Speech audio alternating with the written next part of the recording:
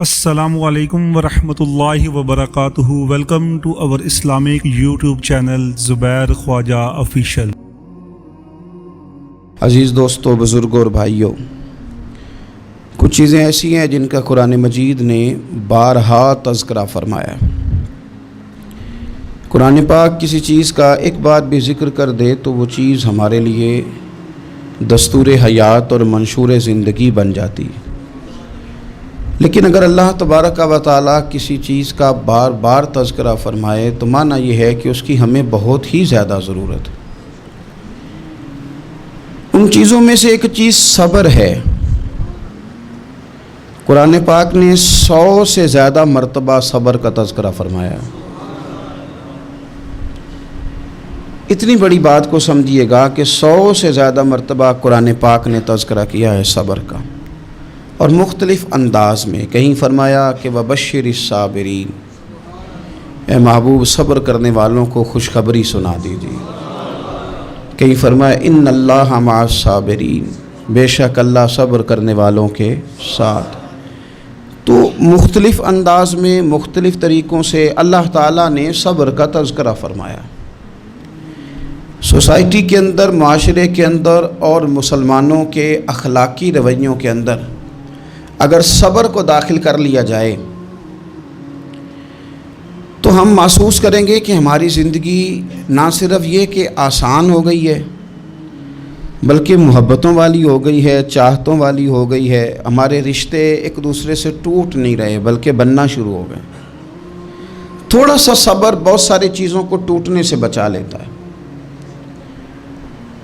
قرآن مجید کی جو آیت کریمہ میں نے تلاوت کی، یہ سورہ آل عمران کی آخری آیت ہے۔ اللہ تعالیٰ نے فرمایا یا ایھا الذین آمنوا اصبروا وصابروا، اے ایمان والو صبر کرو، صابر بنو۔ اے ایمان والو صبر کرو اور صابر بنو۔ کیا مطلب؟ پہلے صبر کا مطلب یہ ہے کہ اگر تمہیں کوئی ذاتی تکلیف پہنچے تو اس پر صبر کرو۔ وصابروا، اس کا معنی یہ ہے کہ اگر دشمن کے مقابلے میں کسی اور کی طرف سے کوئی تکلیف آئے تو اس پر بھی صبر کرو۔ پھر فرمایا ورابطوا، اور ہمیشہ کمر بستہ رہو، اسلامی سرحدوں کے پہرے دار رہو۔ واتقوا اللہ، اللہ سے ڈرتے رہو۔ لعلکم تفلحون، اس امید پر کہ اللہ تمہیں کامیابی عطا فرما دے، تم فلاح پا جاؤ۔ یا ایھا الذین آمنوا اصبروا وصابروا، اے ایمان والو صبر کرو اور صابر بنو۔ صبر کرو، صابر رہو، یعنی جو ذاتی تکلیف آئے اس پر بھی صبر کرو۔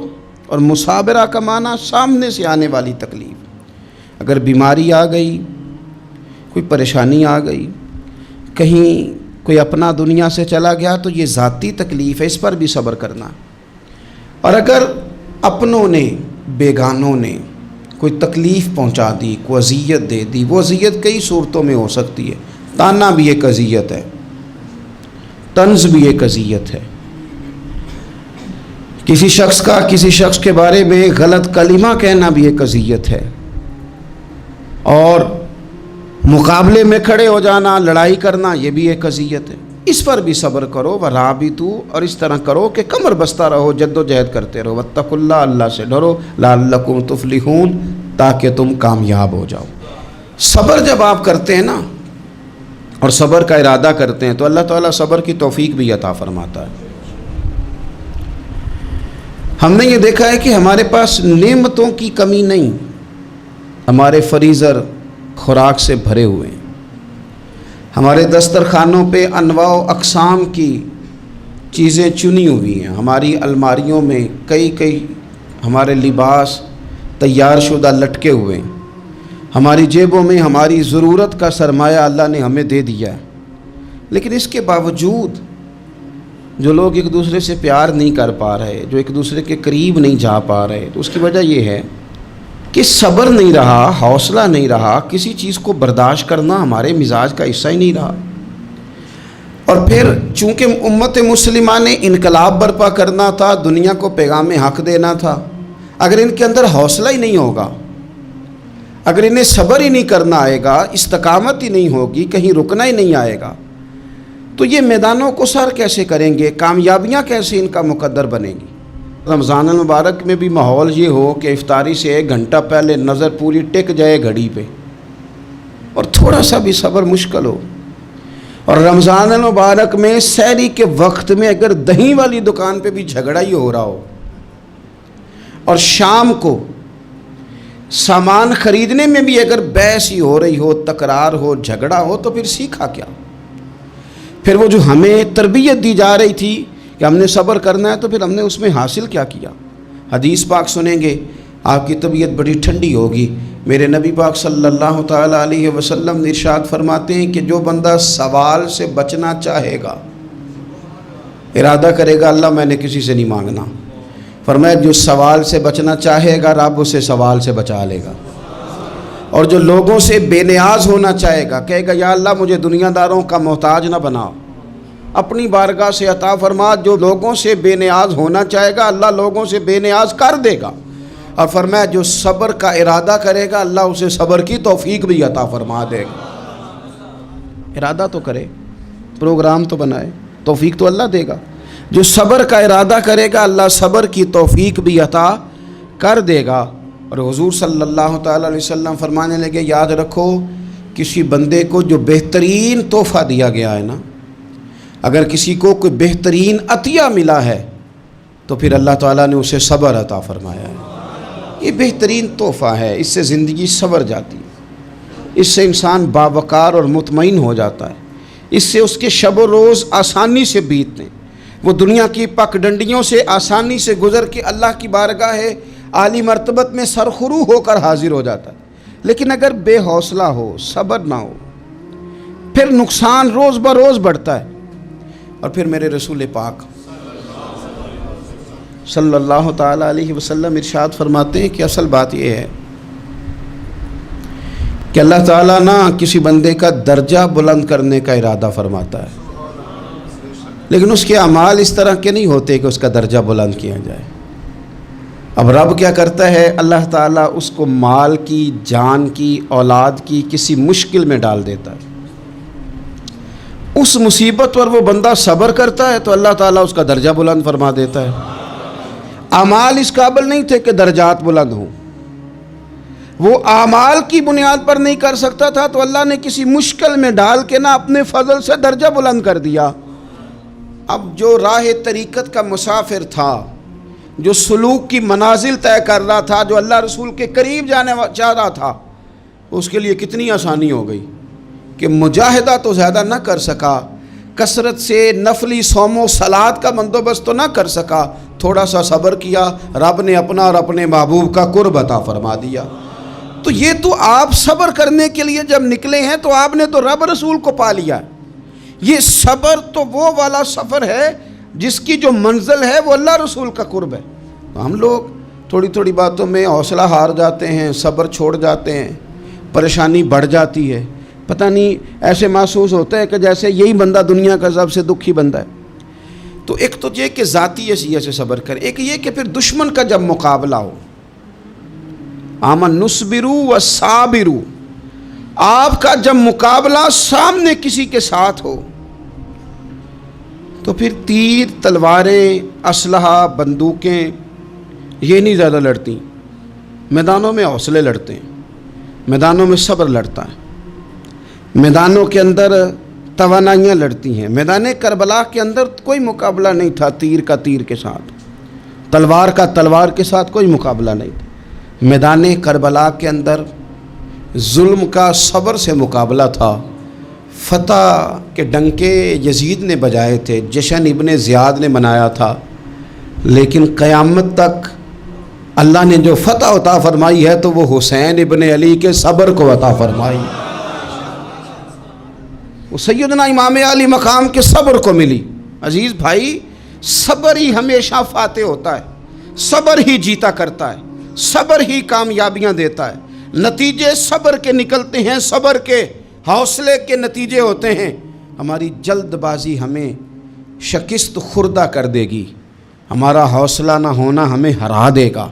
ہم کمزور پڑ جائیں گے اگر ہم بے حوصلہ ہو جائیں گے. سنو، میرے نبی پاک علیہ السلام نے تربیت کی، حضور اپنی امت کو درس دیتے ہیں، हुजूर फरमाते हैं पहले तो कोशिश ही ना करो कि तुम्हारी दुश्मन से लड़ाई हो, इस चक्कर में ही ना पड़ो कि लड़ाई हो। मुसलमान अमन वाले हैं, ये पुरअमन लोग हैं, ये अमन पसंद हैं, ये दाइये अमन हैं, ये मुआशरे में मोमिन होना अमन की अलामत है।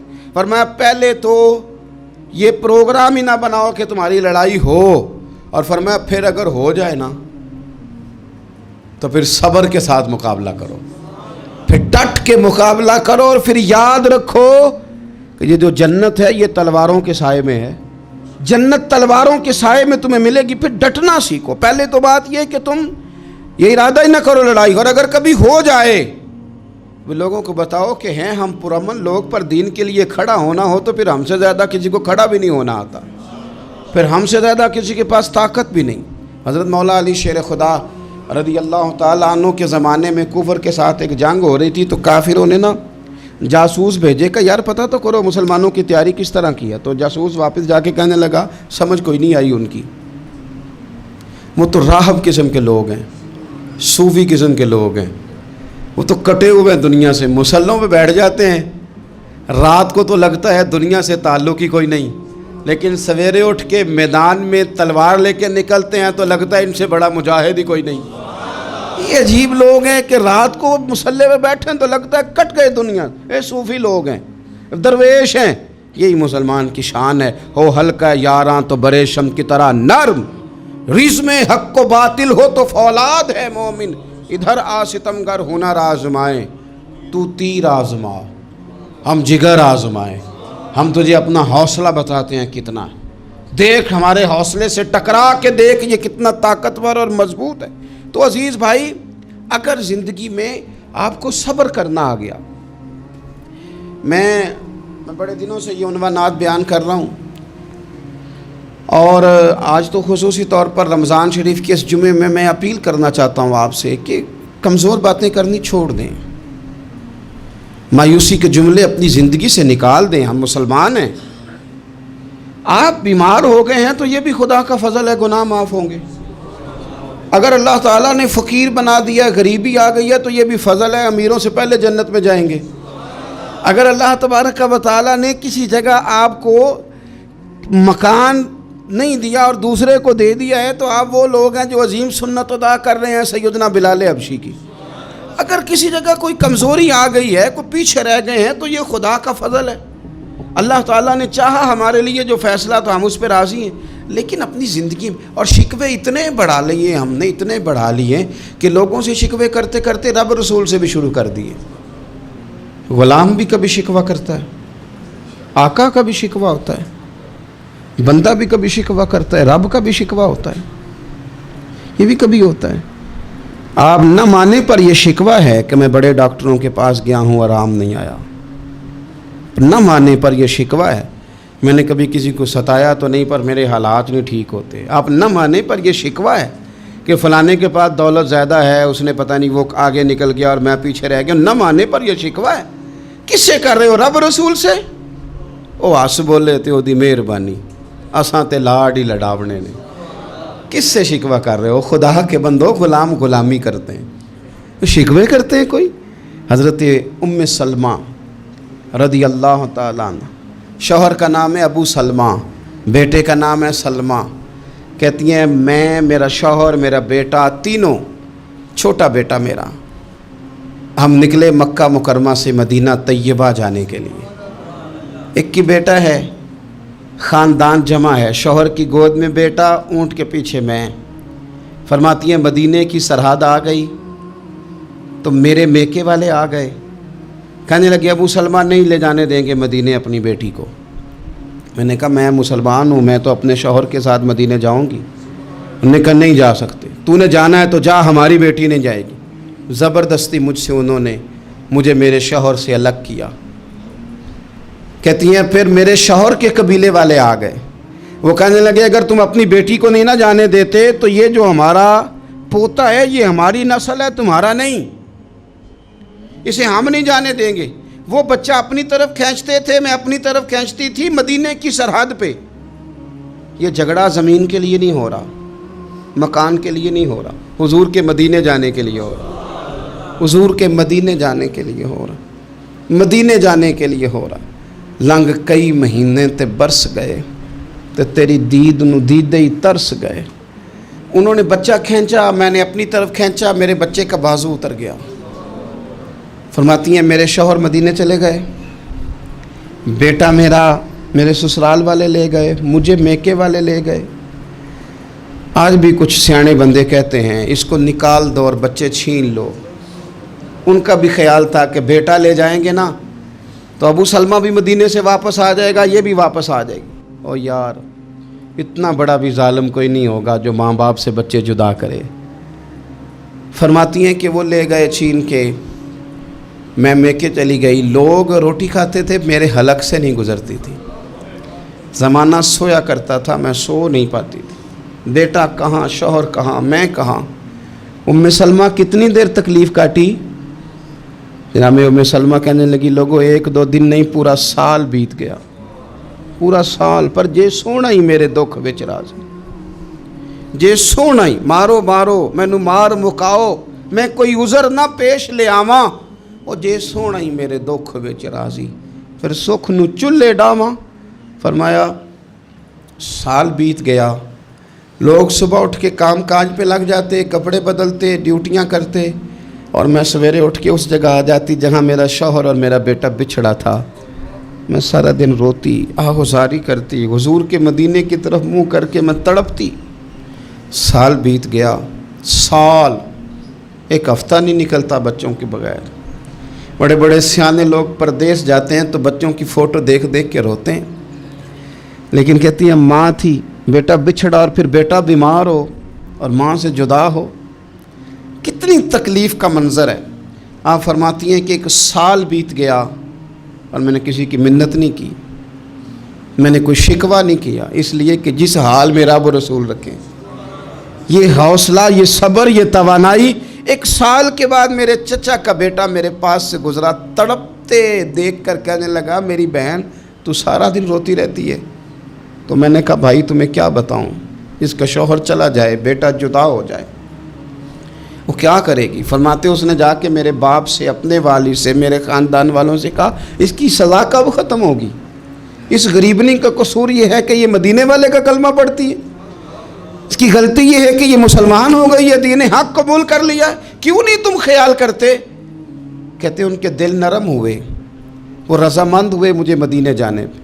پھر اس نے کوشش کی میرے سسرال پیغام بھیجے، کب بس کرو، اور بچہ تو چڑیا کا جدا ہو جائے تو وہ تڑپا کرتی ہے، اور تم نے ایک جیتی جاگتی ماں کا بیٹا جدا کیا ہے۔ وہ بھی نرم ہوئے، رب نے اسباب بنائے، میرا بیٹا مجھے ملا۔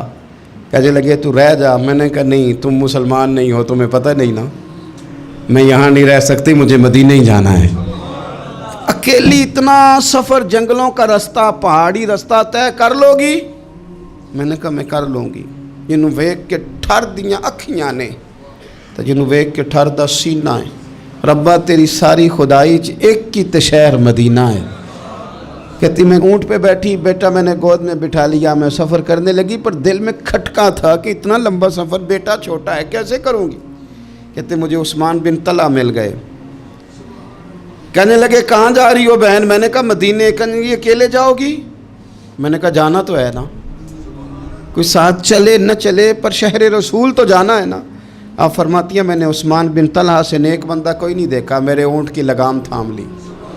جب مجھے اونٹ پہ بٹھاتے تھے نا، اونٹ بٹھا کے چلے جاتے تھے، میں بیٹھ جاتی تھی تو آ کے لگام تھامتے تھے۔ جب کہیں مجھے اتارتے تھے تو اونٹ بٹھا کے چلے جاتے تھے، میں اتر جاتی تھی تو اونٹ کو باندھتے تھے۔ سونا ہوتا تھا تو اونٹ بٹھا دیتے، میں اتر جاتی، وہ دور جا کے لیٹ جاتے۔ فرماتی تھی پھر میرے لیے میرے رب نے اسباب پیدا کیے اور میں مدینہ پہنچی، میں شوہر سے ملی، اور لوگوں میرے نصیب دیکھو، میں رہنے کہاں لگی؟ حضور کے مدینے میں، شہر رسول میں، شہر رہ پائے نظر ہوش میں آ، یہ کوہ نبی ہے، میں حضور کے حرم کی زمین اور قدم رکھ کے چلنا۔ ارے سر کا موقع ہے او جانے والے، مدینے کے خطے خدا تجھ کو رکھے، غریبوں فقیروں کے ٹھہرانے والے۔ کہتی ہے میں وہاں بسنے لگی۔ آپ فرماتی ہیں مسلمانوں، شاید مجھ سے زیادہ تکلیف کسی نے نہ سہی ہو، پر دیکھو ایک سال پورا میں تکلیف میں رہی، اور جب میرا صبر سال کو پہنچا، صبر کی عمر ایک سال ہوئی، تو پھر رب نے بندوبست کیا، پھر میرے گھر والے بھی نرم ہو گئے، سسرال والے بھی نرم ہو گئے، رب نے میرے آنے جانے کے لیے ایک بندے کا بندوبست بھی فرما دیا، پھر میرا شوہر تک بھی میں پہنچ گئی، مجھے مدینہ الرسول بھی نصیب ہوا۔ ایک سال میں نے صبر کیا تھا، رب نے مجھے مستقل مدینے کا ٹھکانہ عطا فرما دیا۔ لیکن جو بندہ صبر ہی نہ کر پائے، جو صبر ہی نہ، جو کہ جی بڑی دور سے آیا ہوں، بڑی دیر ہو گئی، بڑا ٹائم ہو گیا، کب جا کے مسئلہ حل ہوگا، وہ جو آپ نے بتایا تھا وہ تعویذ کب اثر کرے گا، وہ دعا کب قبول ہوگی، وہ فلانا معاملہ کب، بھئی یہ ڈیٹ تو آپ کو رب رسول ہی دے سکتے ہیں، بندہ تو کوئی اطلاع ہی دے گا، پیغام ہی دے گا، دعا ہی کرے گا۔ اگر زندگی میں حوصلہ ہی نہیں ہوگا، اگر آپ کو یہ قرار ہی نہیں آئے گا، ٹھہرنا ہی نہیں آئے گا کسی میدان میں۔ دیکھیں کچھ ایسی اذیتیں ہوتی ہیں جو اذیت ناک ہوتی ہیں، لیکن اگر غلامی میں آ جائے نا آپ، تو وہ اذیت ناک نہیں ہوتی، اس چبھن میں مزہ آنے لگتا ہے۔ کئی درد بھی مزیدار ہوتے ہیں، کئی درد بھی، کبھی زخم ٹھیک ہونے پہ آ جائے نا تو اسے چھیڑو تو مزہ آتا ہے، اس لیے کہ کچھ درد بھی مزیدار ہوتے ہیں۔ آتش سے کسی نے کہا تو روتا بڑا ہے، اس نے کہا محبوب کی یاد میں تڑپتا ہوں، ابھی تو ایک دل ہے، میرے تو خواہش تھی کبھی دو ہوتے نا تو صحیح کر کے تڑپتا۔ رب نے دل ایک بنایا، کہتا وہ مزہ دیا ہے تڑپ نے کہ میری آرزو ہے یا رب میرے دونوں پہلوؤں میں دل بے قرار ہوتا۔ درد میں بھی مزہ ہے، پر شرط یہ ہے کہ لوگ درد میں بھی جینا سیکھیں۔ ہم نہ آرام میں جینا چاہتے ہیں، پنکھے کے نیچے جینا چاہتے ہیں، کاش کہ ہمیں صحرا میں بھی نیند کا مزہ لینے کا طریقہ آئے، پھر زندگی کے سارے راستے آسان ہیں، پھر اقرا بھی مشکل نہیں۔ لیکن چونکہ حوصلہ نہیں، صبر نہیں، وہ والا قرار نہیں جو ایک مسلمان سے رب رسول کا مطالبہ ہے۔ حدیبیہ کے موقع پہ نا نبی پاک صلی اللہ علیہ وسلم نے جو شرطیں کافروں کے ساتھ طے کی تھی نا، حضور نے نور بصیرت سے کی تھی نا، تو انہی شرطوں نے پھر فتح کے باب کھول دیے۔ ان فتحنا لک فتحا مبینا۔ ایک شرط یہ تھی کہ اگر کوئی مسلمان مدینے سے مکے آئے گا تو مکے والے واپس نہیں کریں گے، رکھ لیں گے۔ پھر غور کریں، کوئی مسلمان اگر مدینے سے مکے آئے گا تو مکے والے واپس نہیں کریں گے، اور اگر کوئی بندہ مسلمان اپنے آقا کی مرضی کے بغیر مسلمان ہو جائے اور وہاں سے وہ مدینے آئے گا تو حضور پناہ نہیں دیں گے۔ تو میرے بھائی، محبوب کی طرف سے آنے والا نہ صرف سوکھ ہی نہیں قبول کرنا چاہیے، دکھ بھی قبول کرنا چاہیے، دکھ بھی قبول کرنا چاہیے۔ ہمارا یہ مسئلہ ہے کہ ہم نہ میٹھی میٹھی کے قائل ہیں، کڑوی کڑوی کے قائل نہیں۔ اگر وہ کبھی دکھ دے نا تو محبوب کا دکھ بھی سکھ سمجھ کے قبول کرو۔ ہاں اس کی طرف سے کانٹا ہے کبھی تو اسے پھول سمجھ کے قبول کرو، وہ چبھے گا نہیں، انشاءاللہ مزہ ہی دے گا، وہ قبول تو کرو نا۔ تو اب حضرت ابو بصیر رضی اللہ تعالیٰ عنہ ایک صحابی تھے، ایک تو حضرت ابو جندل رضی اللہ تعالیٰ عنہ تھے نا، تو وہ تو حدیبیہ میں آ گئے، حضور مجھے لے جائیں، تو نبی پاک نے فرمایا میں نے وعدہ کر لیا ہے، ان کو بھی حضور نے واپس بھیج دیا۔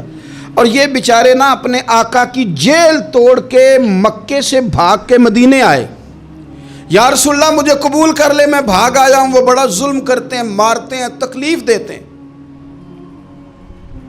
وہ آئے تو ادھر سے نا اس کے مالک نے ایک دو بندے بھی بھیج دیے رکا دے کے کہ یا رسول اللہ آپ کا تو وعدہ تھا کہ آپ بندہ رکھیں گے نہیں۔ یہ آئے اور رکا بھی آ گیا۔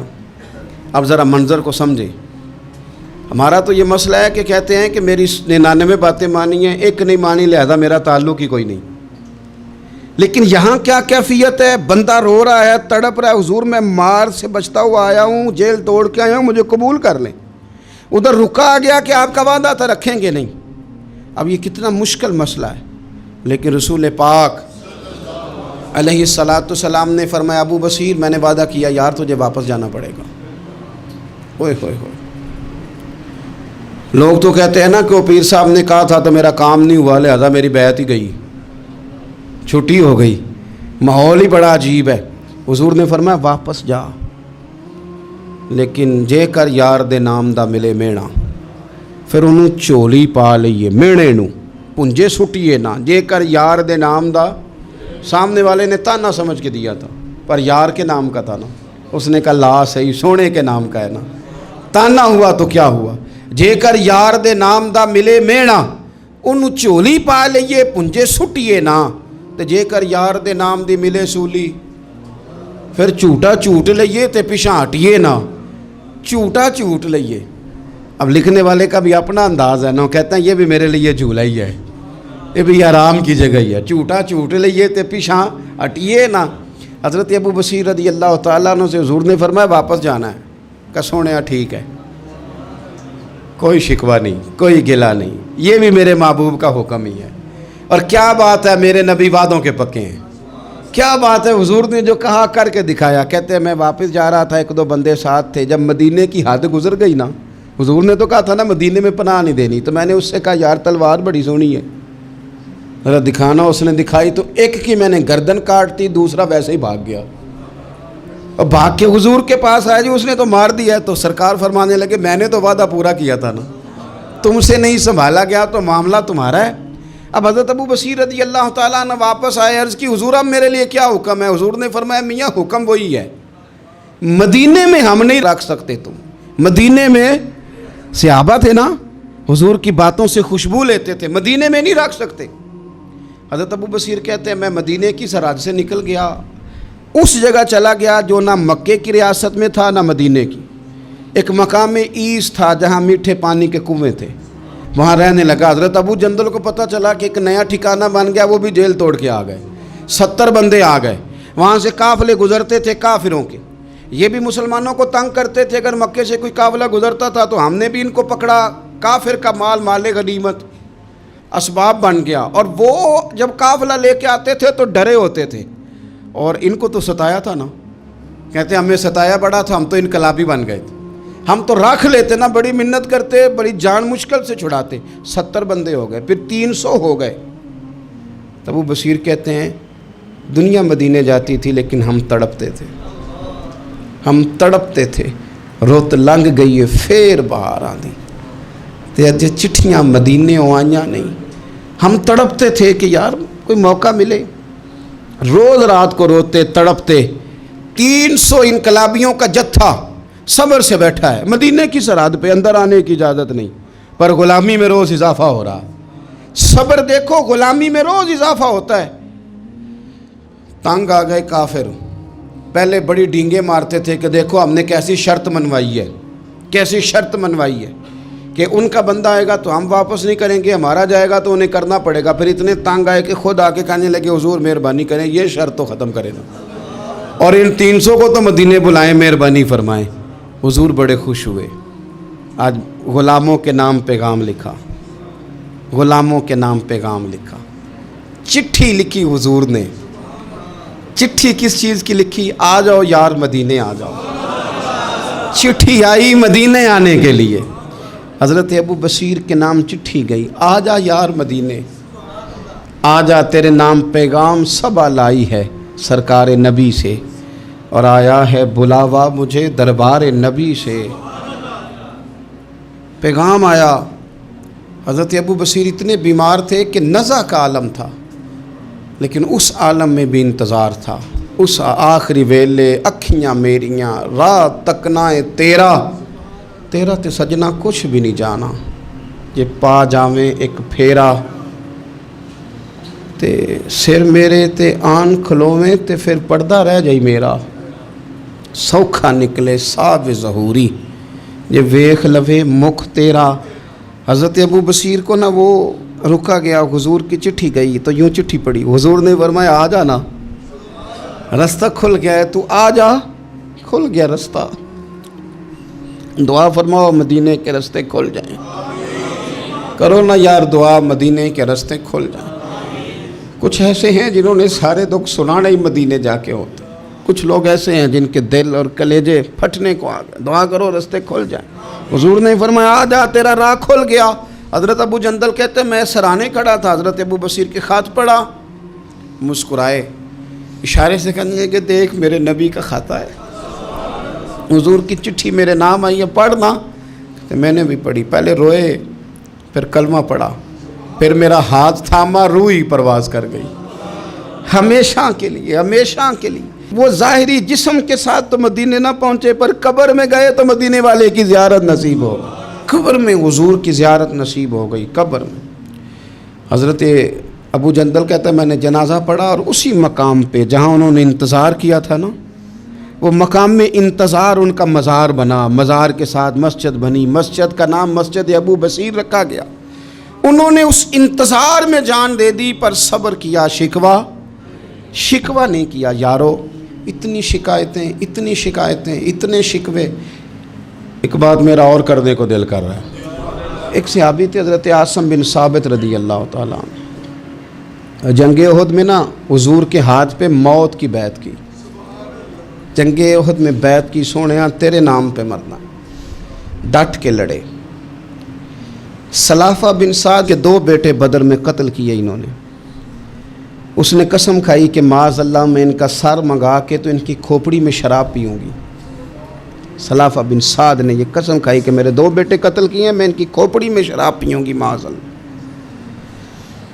ایک قبیلہ غزیل تھا، انہوں نے احد کے بعد حضور سے کہا کچھ قاری ہمیں دے دیں، ہم نے قرآن سیکھنا ہے۔ تو نبی پاک نے کچھ بندے بھیجے، تو عاصم بن ثابت کو بھی بھیجا، لیکن انہوں نے دھوکہ کیا، وہاں جا کے ان کو گرفتار کر لیا۔ جب گرفتار کر کے مکے والوں کے ہاتھ بیچنے لگے تو حضرت عاصم بن ثابت نے تلوار نکال لی، فرمانے لگے میں کافر کا قیدی ہو کے جینے سے بہتر ہے شہادت کی موت مر جاؤں۔ کافروں کا قیدی لڑے اور فرمانے لگے میرے کمان میں تیر باقی ہے، میں لڑوں گا اور اتنا لڑوں گا کہ تمہیں پتہ چلے گا مجھے لڑنا آتا ہے۔ اور فرمایا میں صبر کروں گا اور صبر کر کے دکھاؤں گا، میں ڈٹوں گا اور تمہیں ڈٹ کے۔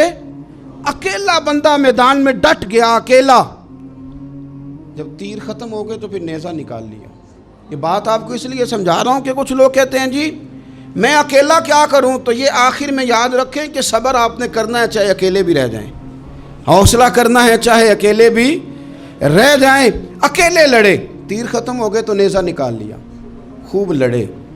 اب اس نے قسم کھائی تھی کہ میں نے ان کی کھوپڑی پہ معاذ اللہ کھوپڑی منگانی ہے، سار منگانا ہے، اور یہ جو لے جا رہے تھے دھوکے کے ساتھ یہ بھی بیچنے لے جا رہے تھے۔ تو جب تھک گئے نا اور چاروں جانب سے جسم میں تیر پہ وسط ہو گئے تو دعا مانگی، اکیلا بندہ اور صبر کا مقام، دعا مانگی، کہا اے اللہ میں نے آخری دم تک تیرے دین کی حفاظت کی ہے، اب تو میرے جسم کی حفاظت کرنا، ان کے ہتھے نہ چڑھ جائے میرا جسم۔ حضرت عاصم بن ثابت رضی اللہ تعالیٰ عنہ شہید ہو گئے۔ کافر قریب گئے جسم پکڑنے کے لیے، گرفتار کرنے کے لیے، سر کاٹنے کے لیے، تو شہد کی مکھیاں آ گئیں، پورے جسم پہ قبضہ کر لیا۔